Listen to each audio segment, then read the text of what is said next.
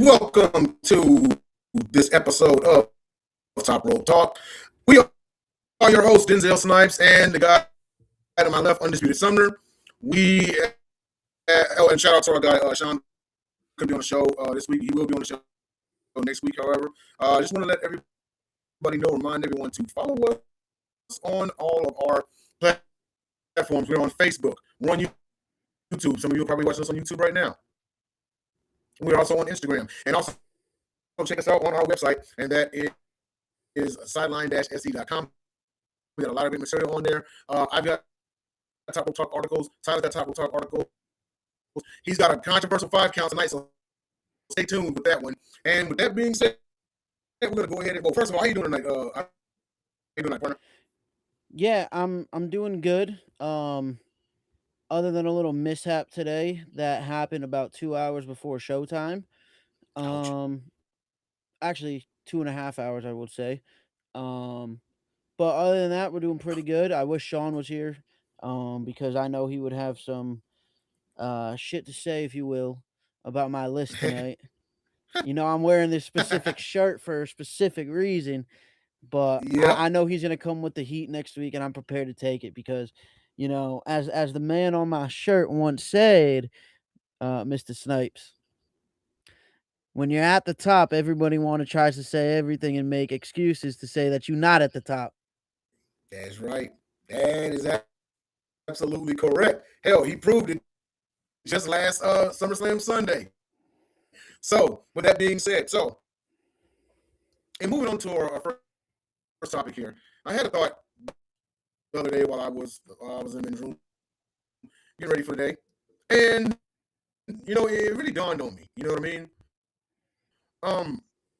So when you look at Raw, right? Yep. Mm-hmm. How many world title contenders do we actually have on Raw? Well, you got Reigns; he's the champion himself, so we're not gonna count him, right? So other we than got that, we who do got we have? Oba. You have Oba. Well, there's Oba, and even some people may say the jury's out for him because he's new. But you can't argue with a King of the Ring, and he beat Brock Lesnar twice, right? So we got Oba Femi, okay? We got LA Knight. Well, had Seth Rollins just beat him. But who else do we really have? Well, I think we're gonna get into this later, Jay. Especially with the Raw preview side of the show. There is a tournament for Roman Reigns for his opponent in Mexico City. By the way, first time Roman Reigns has wrestled on Monday Night Raw in over 600 and something days. Wow. So I think someone who's in the world title category now is Penta. I think Penta's gonna win the tournament. It just makes the most sense. It's in Mexico. It's in Mexico City. Yeah. Kind of interested why Ray isn't in this tournament himself, but I understand why. I'm happy they kept El Grande Americano out of it because it is Penta's tournament. I think the final's going to come down to Penta versus Ray Phoenix, and we'll get into more of that later in the show. But I would also say, Braun Breaker is comfortably in there. I know he's probably at the bottom, but now that he's been being put in a feud with Oba, is telling me, hey, we need to take this guy more seriously again and get him away from Austin Theory. Because I'm just going to say this. No matter what Austin Theory could do, he will never get over. Never. Really? Okay, then. I mean, me personally, I think this is the best version of Austin Theory we've seen. Like, they had to get rid of the arrogant jackass, you figure, right? But, I mean, even if you really, you figure you can kind of count them on one hand, right? You got, and I think someone, there's two guys that I have in mind that I think are going to be in the world title picture by Mania season next year. And like eventually get into that. One of them is a 22-year-old. I actually saw what he said. I watched part of his episode on the Chris Van Vliet show the other day, or an interview with Chris Van Vliet. That's Javon Evans. Yep. I think Javon is a heavy heavy dark horse for Money in the Bank this year. That is a guy that could benefit from holding the briefcase for a while. He could. Now, He really could. he While they really also build him did up. say in that interview, and I want to give credit to Chris Van Vliet here because he's one of the best in the business, as we both know. Right. I truly think Javon, what he said could happen. He said if he wins and breaks Randy's record of the youngest world champion, he's bringing the big gold world heavyweight championship back. OG Big Gold Belt. Yes, I did Yep. read that. Which I think is the greatest title belt of all time. But that's just Right, because like the thing is, right, the Raw after SummerSlam last week was probably the best Raw of the year, in my Right, so. personal opinion. And you're going with this unpredictability a lot, and we'll talk more about that when we get to the SmackDown side because another injury just happened. We'll talk about that in a little bit, but if you're going with all this unpredictability and paving the future, why wouldn't you pull the trigger on Javon and make him benefit from the briefcase? Because in Unreal, you presented him as one of the newest future stars of the company. So I think a guy like him could definitely benefit from the Money in the Bank briefcase this year. He could. He absolutely could. You know, whatever you do, you can't have him job out to Big Cass. You just can't. No. He's got to win that feud somehow. But where I was going with this, is, okay, when you look on Monday Night Raw, you really don't have many world title contenders at all. Now look at SmackDown. Yep. Who do you have? Other than Punk, who's the champion, you have Rhodes, you have Orton, you have the four that was in the Fatal 4-Way last Sunday at SummerSlam. You know, you got like 6 or 7 guys. And also, you still have Drew McIntyre, who's still technically signed to SmackDown. Well, so I wanted to say this. I think Drew is going to be Roman's Survivor Series opponent. I think Drew's going to go to Raw, but... Hold on 1 second. You just jumping ahead. Hold on 1 second. That's what leads me to my question. Should there be a WWE draft or a superstar shakeup in 2026? Now, hear me out, okay? Because you already mentioned the first one. I think that McIntyre should go to Raw, and it would be perfect for him to go straight for Roman Reigns because for years, he's hated the bloodline. He has no love lost with Roman Reigns. But he could benefit with that. I said Orton needed to go to Raw, but also at the same time, I will say that in the direction I think that they should go with Rollins. I think Rollins should move to Friday nights, but they should move 2 other guys to Raw. It's time to even it up. So if I may, Jay, I think there is a guy who's currently injured who I would like to personally see go to SmackDown just to help out the mid-card division a little bit. Too, maybe have him be, if you keep him on Raw, put him in the world title picture. That's Bronson Reed. Okay. You know, I think Breaker after the Oba feud, the trade should be Braun Breaker for Drew McIntyre. 100%. So unless the only viable way I see you keeping McIntyre on SmackDown, and I said this last week, because we don't need to see CM Punk versus Drew again. We don't need to see CM Punk versus Cody. Or Drew versus Cody again, rather. Even Drew versus Randy. However, if you want to have Drew in a feud with Aldis that you teased earlier this year, that is the only viable justification that you can have for Drew staying on SmackDown. I think Drew should go after Roman Reigns from one main reason only. And it's not even the fact that he hates the bloodline. It's the fact that Drew McIntyre, in my opinion, does not get enough credit for what he did through 2020 and 2021 as the WWE champion. For the first 8 months of 2020, he carried the company. Because folks got to remember, Roman didn't come back until SummerSlam. Right? And then when Drew got screwed by Solo Sikoa in 2022 and got screwed by the bloodline, everybody else has gotten a fair rematch thus far, right? You got, for example, Rollins. You got Jacob Fatu, who never even had a shot before because he wasn't in the company when it happened. LA Knight. The story of Roman Reigns' title reign here, and I've picked this up, and I think Sean did as well. I'll have to go back and look at our group chat, is the story that seems to be told here with Roman Reigns' title reign is, besides the fact that he's the OTC, the one true champion, the head of the table, the tribal chief, is that he's rewriting all his wrongs of people saying that he can't beat any of these guys alone. By himself. Yep, he is. He's proven everybody wrong. He beat Punk by himself. He beat he had the 2-5-2. He just beat Rollins by himself. Yep. So in that juxtaposition, right, Jay, I think the next guy, and I hate to say it, as good as Rollins and Reigns know each other, and like I said, and this isn't any recency bias, this is just me, like I said last week, you guys grew up with Shawn and Taker, you guys grew up through the 90s. I grew up with Seth, Roman, The Shield, all of that. I truly think, even though Reigns Rollins was the greatest match I've ever seen in my life from a storytelling and in-ring perspective, Mhm.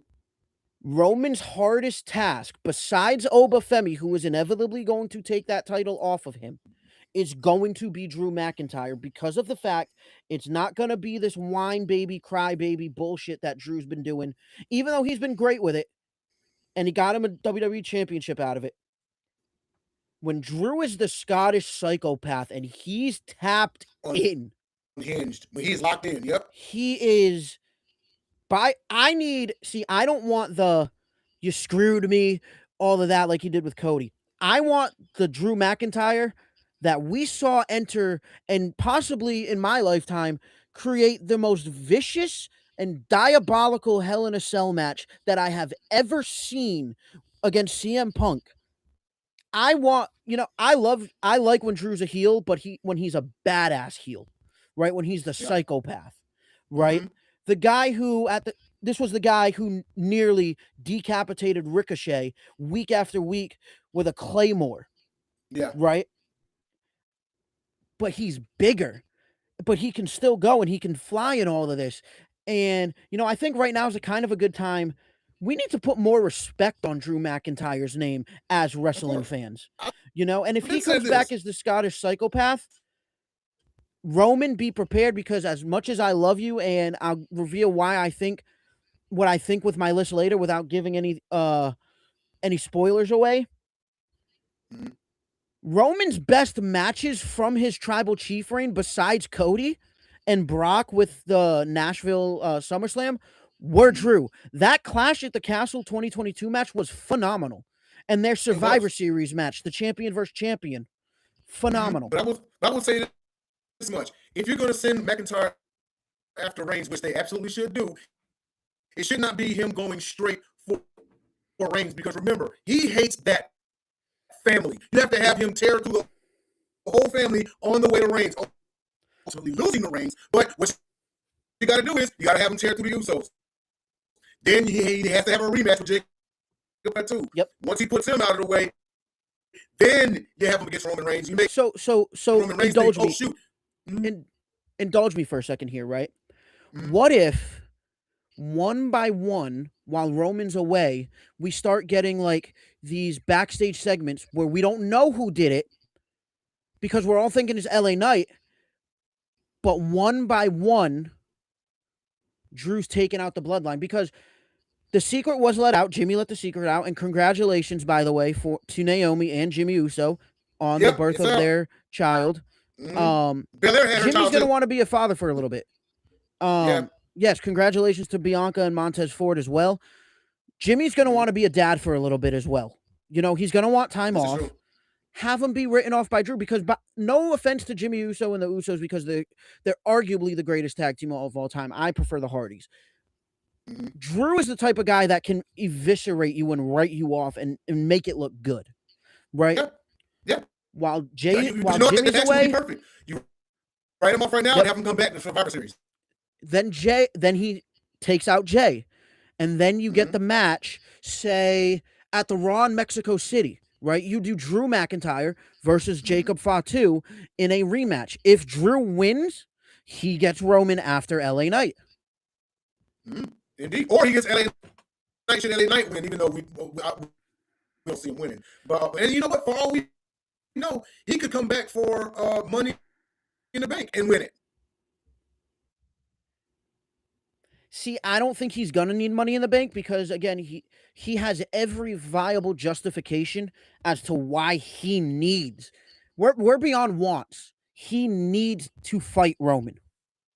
He does. He does. And at this point, I think beating Roman Reigns, even though it would be for the championship, I think beating Roman Reigns finally would mean more to him than winning the championship. That's what I agree. makes the match more deadly, in my opinion. 100%. Like you have to make the title a byproduct.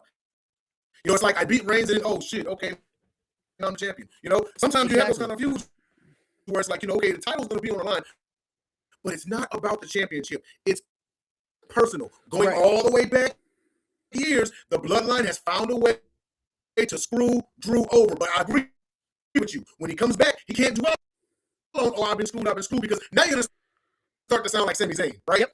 And you don't need another one of those. No, he has to come back and act on it. Oh, yeah, I've been screwed, but you know what? I'm not going to talk about it no more. I'm just going to start putting heads off.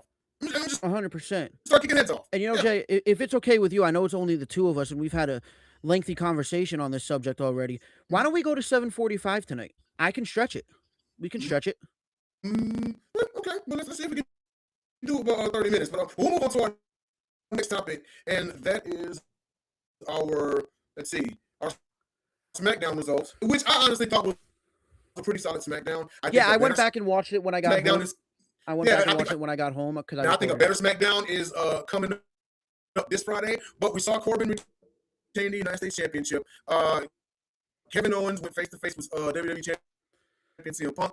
Cody finally confronted the Viper. 3 championship matches is booked for this Friday, so be sure you tune in for that one. And of course, tune in to Top Rope Talk. But yeah, your thoughts about last week's SmackDown? You said you went back and watched the tape and everything. Yes, so I ended up going to see Spider-Man Brand New Day for a third time. First time with my brother. So then I came back home and watched it because I was seeing you guys' updates when I was checking my phone here and there. Before we get into the Corbin retaining the U.S. title and the Cody confronts Randy, let's talk about that middle subject right there. Kevin Owens goes face to face with Punk. Okay. I don't care what the IWC says because the facts have already came out. They went off script. That was a shoot. It was. KO was shooting at Punk. If you guys know the lore and know the past from Ring of Honor, Kevin Owens, formerly known as Kevin Steen, and CM Punk have hated each other for years. And I have a little date that's circled. I believe it's give me 1 second here. Let me just look at this calendar. I believe it's August 21st. It has been made official.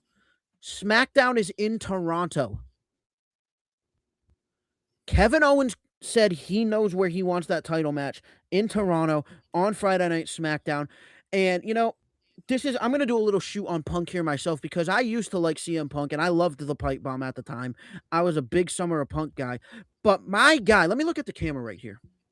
Okay. Everything you said that you were against, you've become. Oh. You've become corporate.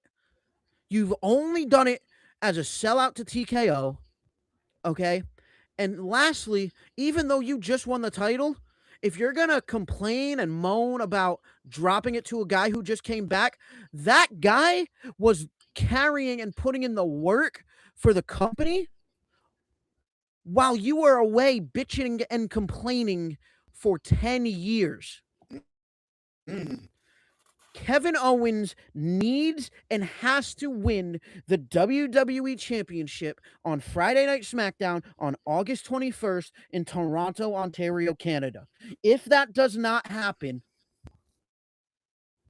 CM Punk is going to be immensely booed for months. Wow. Because this is going to be a damn near pay-per-view pop crowd.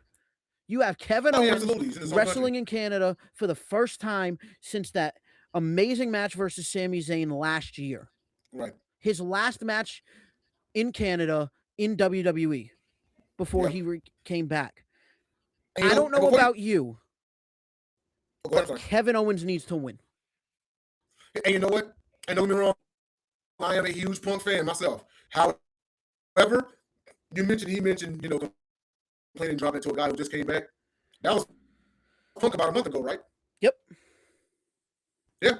Sammy dropped it to a guy who just got back, and Sammy didn't hold that title for 9 days. You know what I'm saying? We And here's last the thing, Jay, that saw Punk losing the World Heavyweight Championship at WrestleMania. So Yep.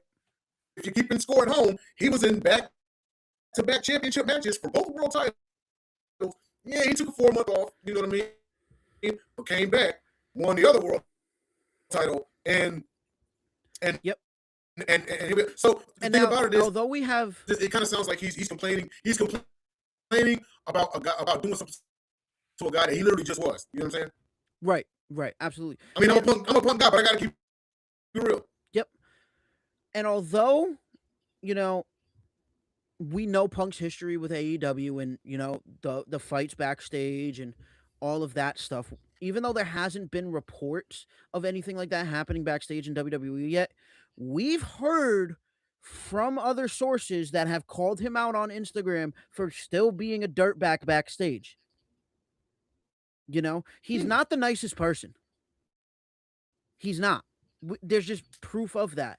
And I'm not trying to get in any beef or anything. Just facts are facts. That's what we do this business for, right, Jay? Right, of course.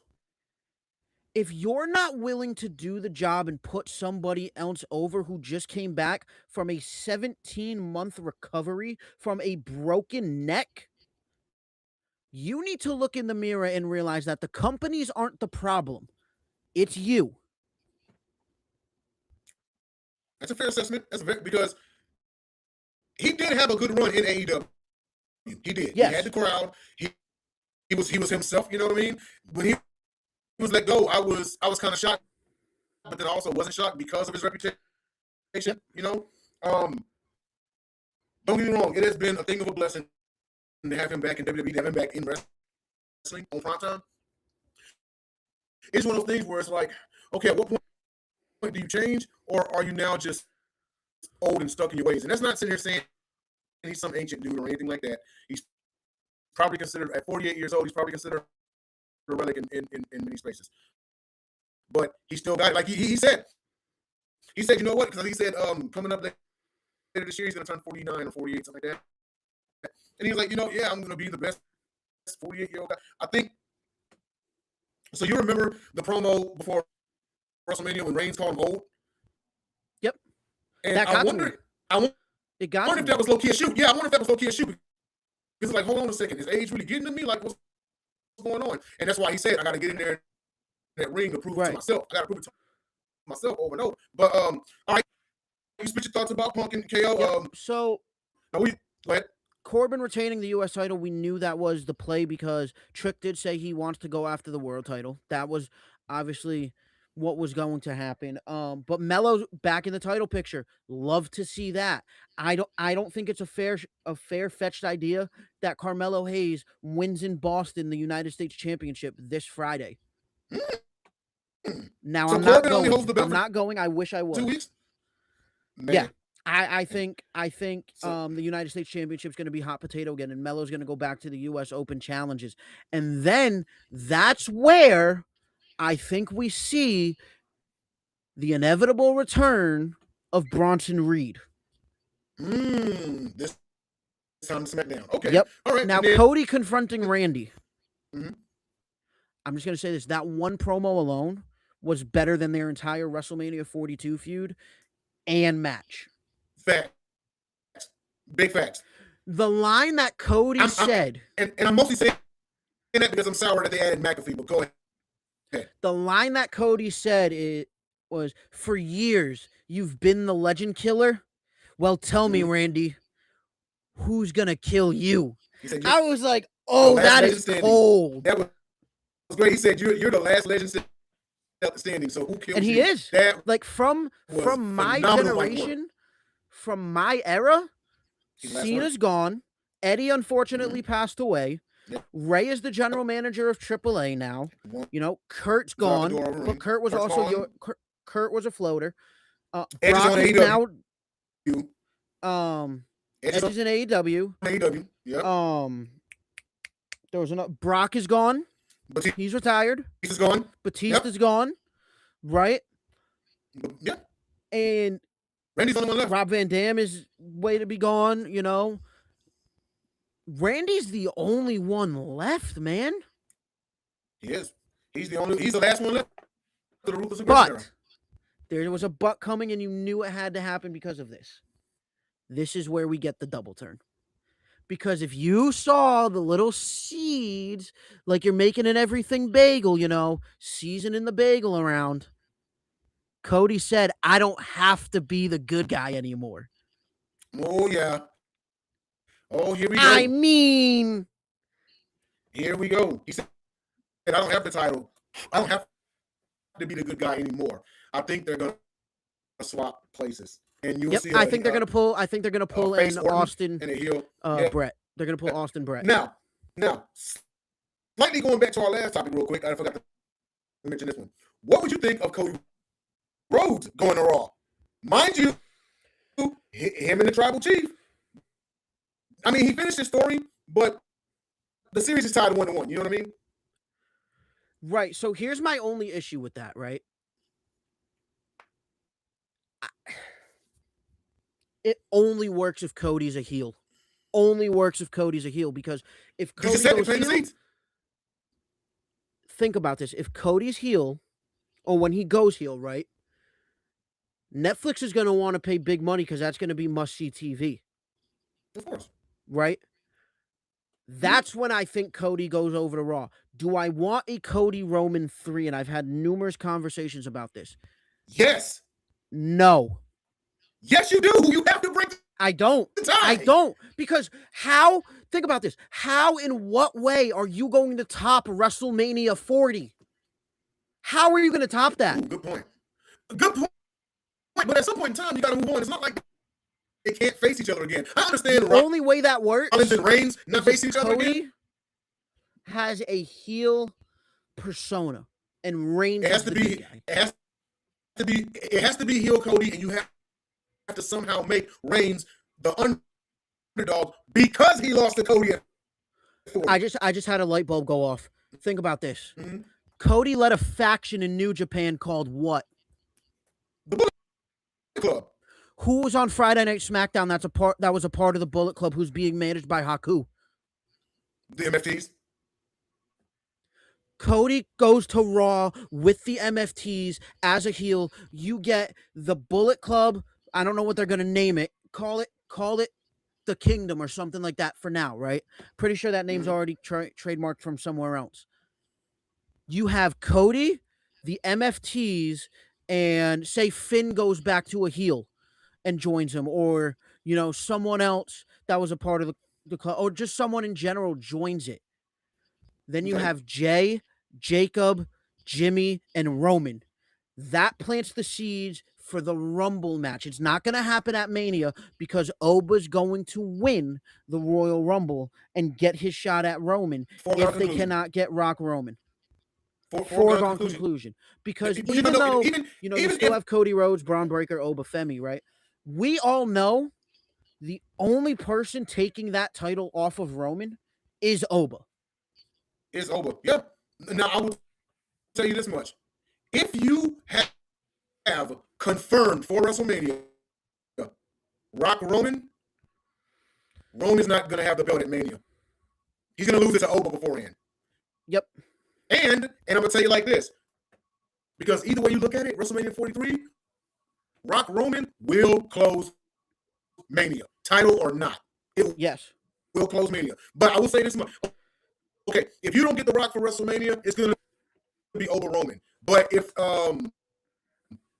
you do confirm, him for Mania, then you'll get Oba Roman beforehand. The only problem is Oba can't win the Rumble. So who wins the Rumble?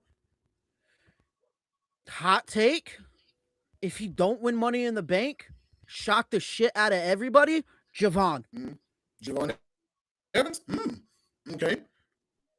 Now, and then also, here's my other thing about Rock Roman, right? He can't win Elimination Chamber neither. This has to be just a straight-up challenge and he beats Roman. If they do Rock Roman, You need to paint it like this: Ula Fala versus the career. Roman beats Rock. Rock finally retires. Okay. But Okay? if Rock wins, he takes over the family. Yep. Which I think we all expect Roman would win that match. Uh-huh. And Now, also, the other thing that I was thinking is, for the Rumble, right? What if you have Breakker win it? he was supposed to win it this year.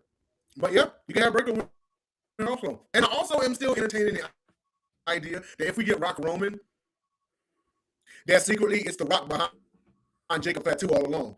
We may see Fatu turn on Roman before Mania. Yeah, but like we've been saying, it's still a big if we're gonna get Rock, because it's always.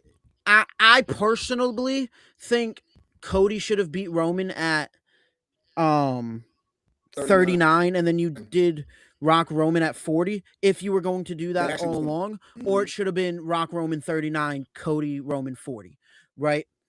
Now, the tough thing is, I think it's inevitable. It's going to end up being Oba Roman, because of the fact you would have started seeing them teasing Rock already. Okay, yeah. You know, but we also did see Oba fire shots at Punk. We did. Do I think the bigger win and the bigger draw, if you're WWE, is Oba Punk? Hell no. Hell no. It's Oba Roman. It's the ruler versus the tribal chief. It is. And you know what? Here's the thing.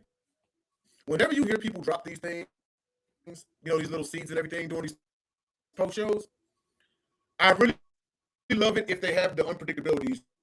So just because they say something doesn't mean it's going to happen. Oba threw shots at Roman on one show, and then after another show, he threw shots at Punk. So that should get people thinking, where is Oba going to go? Which one is he going to win? Is he even going to... For all we know, Oba may never face CM Punk. So here's the thing. If Kevin Owens beats Punk in 2 weeks, then we know it's a foregone conclusion Oba's going for Roman. True. I can agree with that. Well, yes, sir. We still have your 5 count to get to in the Raw preview.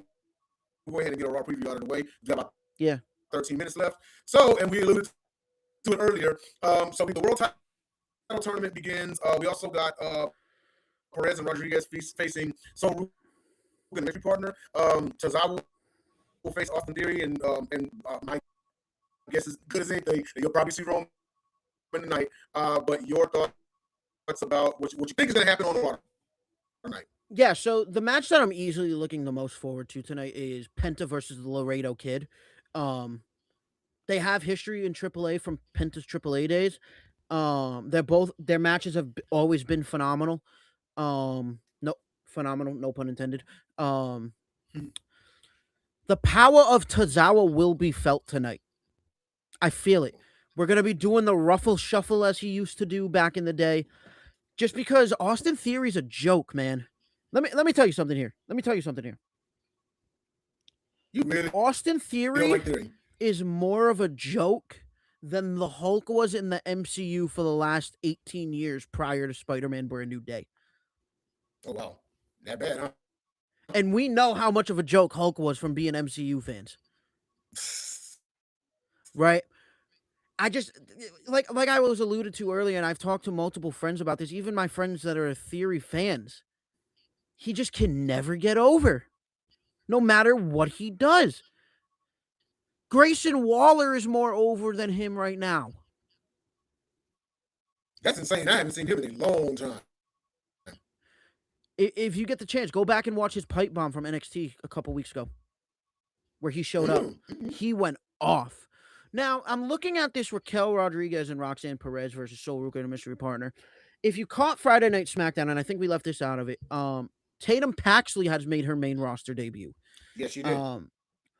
There was another person who almost bidded farewell to NXT last Tuesday. I think Soul Ruka's tag team partner tonight is going to be none other than Lola Vice. That would be awesome. Lola Vice is getting a call. Finally, Yep. finally, Lola Vice has been in NXT for how long? Like the last 5 years. Yeah, but it's been much needed because she's gotten great development. She's assessed well.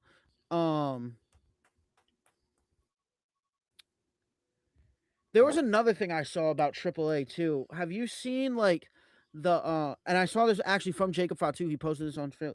Have you seen the AAA thing, the group Perros del Toro or whatever?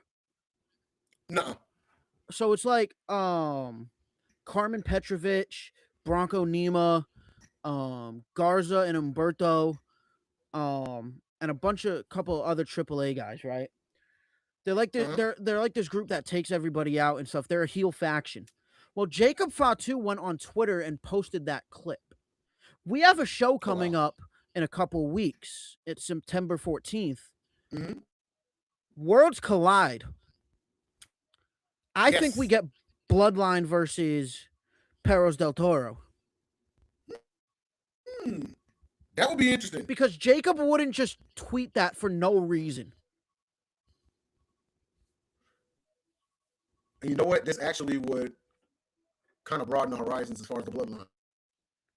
I wonder if I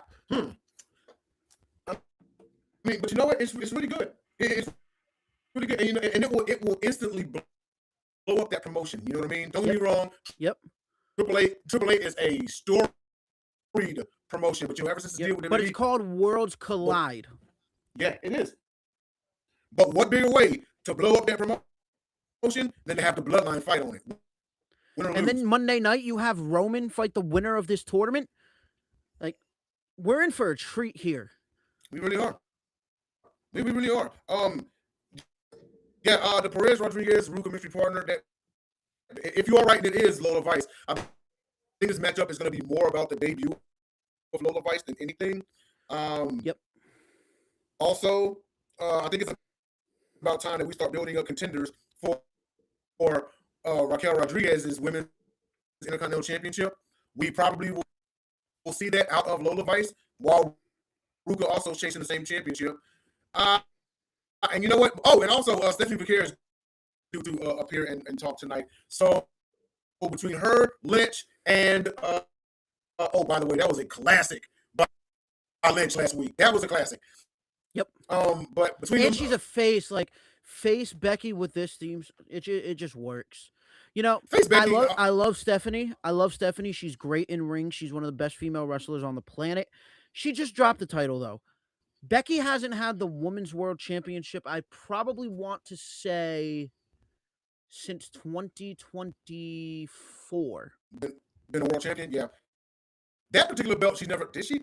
No, she didn't. Yeah, no, yes, she did.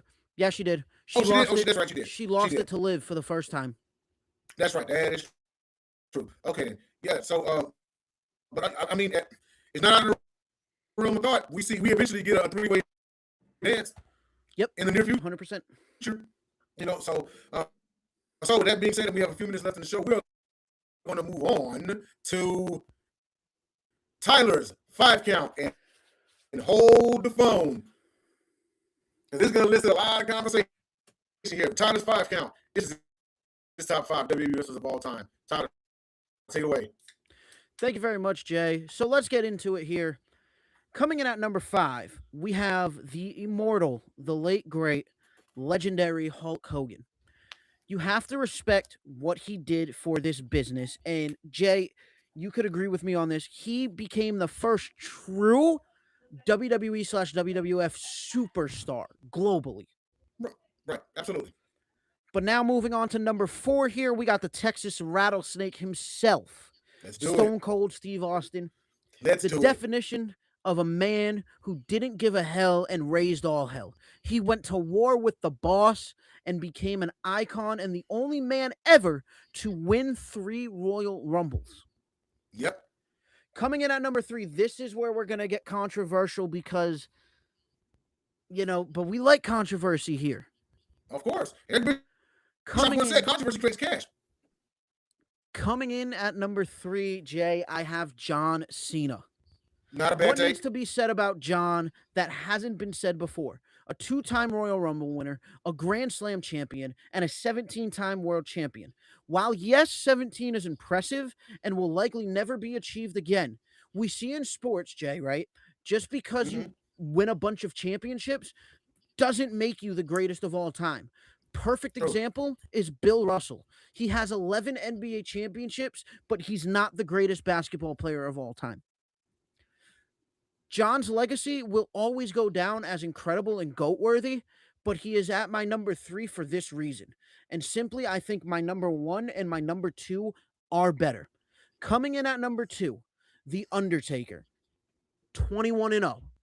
He held a character for 30 years without leaving you not entertained. He captivated audiences around the world for decades. He created the Hell in a Cell match. He is the greatest in-ring storyteller of all time. And for that reason, he is at my number 2. But now, Jay, I got to get into it, and we got to get spicy here. Coming in at my number 1 of the greatest WWE superstar of all time, you see him over my shoulder. He is the one true champion, the OTC, the head of the table, the tribal chief, the greatest of all time. My number 1 is Roman Reigns. Now, I understand that this may be very controversial, but this is my list, so I can't miss. And if I get some crumbs, you know I'm going to leave you a 5-star meal. So let's get into it. Let's go. 11 WrestleMania main events, the most of all time. A 1,316-day championship reign, the longest of the modern era, mind you. He saved WWE as a whole from being unwatchable. He aligned with the greatest mind in the business, Paul Heyman. He helped secure billion-dollar deals for WWE, such as Netflix and ESPN. He gave fans the best heel in professional wrestling in nearly 20 years. The last heel that good was Triple H and the Reign of Terror in 2005. He elevated superstars to the main event scene we never thought were possible, such as LA Knight, Jey Uso, Jimmy Uso, Sami Zayn, Jacob Fatu, Solo Sikoa, just to name a few. Cody Rhodes. Cody Rhodes as well. He gave CM Punk his first one-on-one WrestleMania main event. And he is the only superstar in WWE history besides Seth Rollins and Obafemi to ever beat Brock Lesnar in the same year at both WrestleMania and SummerSlam. And SummerSlam, sure did. And for those reasons, I have Roman Reigns as the greatest WWE superstar of all time. Argue with me, I'm here for it. He's here for smoke, ladies and gentlemen. That is his top 5. I will say this much: very solid list. Also, keep in mind, John Cena is one of the few in history to in his career have won a Royal Rumble match and Money in the Bank. Stone Cold Steve Austin, yes, the only man to win 3 Royal Rumbles. Hulk Hogan, the first man to win multiple Royal Rumbles. The Undertaker, the first man to win the Royal Rumble match at the number 30 position, and Reigns himself has won 2 Royal Rumbles as well. We talk about the OTC era, the big dog era gets overlooked because that's where he became a Grand Slam champion. Yep. You know, so not mad at this list one bit. Of course, we have to see where mine's a little different. I have Flair number 1. I think Hogan number 2. I have to go and revise it. The only person I was debating putting over Hogan, and the only reason I put Hogan in here because you have to respect what Hogan did, right? Mm-hmm. The only person who was my honorable mention who I would put over Hogan if I was to redo this list is Shawn Michaels. Yeah. And you know what? I would say off the top of my head, I got to revise it. My list was 1 Flair, 2 Hogan, 3 HBK, 4 Hitman, and I think 5 was Undertaker. So Cena's not even in your top 5. No. Cena's like 9. He's in the 10. That's a crazy take. I thought I was crazy for putting Roman the greatest of all time. That's a crazy take from you. Man, I want to say 6 through 10. Cena's like 9. I've got Savage. Now, understand, we come from different eras. I got Savage in there. I also have Triple H in there. I got Booker T in there as well. So Booker T, understandable from Ruthless Aggression era, you know. But no, I'm not mad at this list one bit. We'll just see what our other coach Sean has to say. But that is our show, ladies and gentlemen. We ended right at the 45-minute mark. Shout out to our guys. Sean, thanks everybody for tuning in, and we will see you all next week for more Top Rope Talk.